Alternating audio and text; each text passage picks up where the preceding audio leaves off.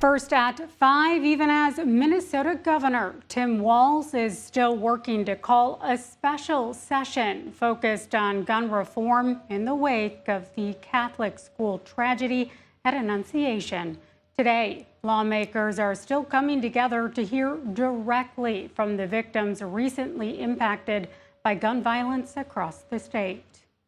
Undoubtedly, there will be another mass shooting and more kids will die. If you think it won't hit your community and someone you love, think again.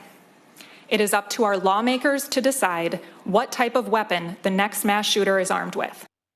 In St. Paul, lawmakers formed a working group comprised of 6 DFL senators and 5 Republican senators. The group has been considering gun violence prevention proposals crafted by lawmakers as well as other stakeholders.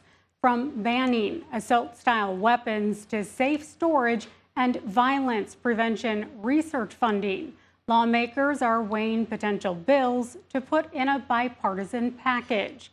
To give the group some personal perspective, senators also heard heartbreaking testimony from Annunciation parents and first responders. You don't need data. You don't need research. What you need to do is to look into the eyes of my 7-year-old at night. And she looks at me and tells me she can't go to sleep because she's afraid there's a shooter in the house. Astoria was literally praying next to one of her best friends who was murdered in cold blood by this monster. Some impactful testimony there.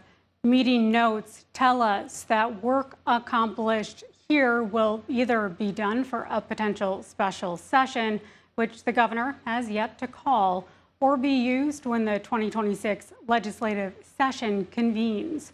The group is set to meet again for discussions this Wednesday.